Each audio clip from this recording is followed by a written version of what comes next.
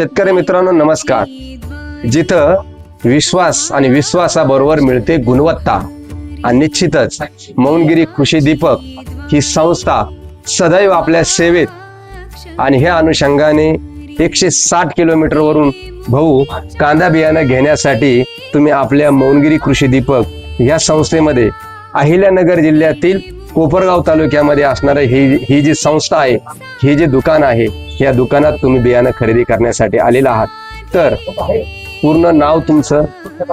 रामलाल बाप्पू भोये, गाव? मुक्काम पोस्ट सराड, सराड, तालुका सुरगाणा, सुरगाणा, जिल्हा नाशिक. नाशिक. तुमचा मोबाईल नंबर सांगता? 8888 055 109. आणि सांगायचं एक तात्पर्य इथून असं की यांचं जे क्षेत्र आहे 2 kilo 4 kilo 3 kilo 1 kilo 2 kilo असं अल्पभूधारक शेतकरी तिकडे आहे आणि 2 किलो 1 किलो 3 किलो अशा प्रमाणात ते बियाण्याची खरेदी करतात. 10 किलो बियाण्याची खरेदी, कांदा बियाण्याची खरेदी त्यांनी आपल्याकडे आज केली.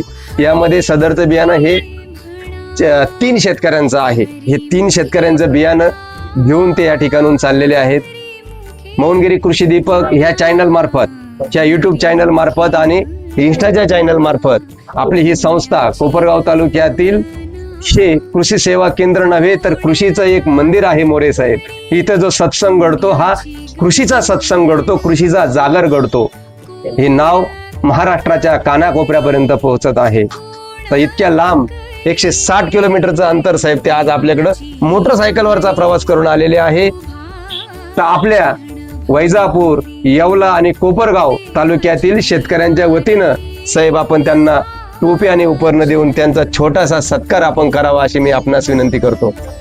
आणि आपण आपलं काम प्रामाणिकपणे करत असताना भगवंत अशा पद्धतीनं अशा स्वरूपात आपल्याला जी पावती देतो आणि ते दर्शन देतो, तेच खऱ्या अर्थानं 160 किलोमीटरवरून ते दुकान शोधत इथपर्यंत आले. खऱ्या अर्थानं हेच त्या पांडुरंगाचं, हेच त्या माऊलीचं दर्शन आहे असं समजून देवाची द्वारी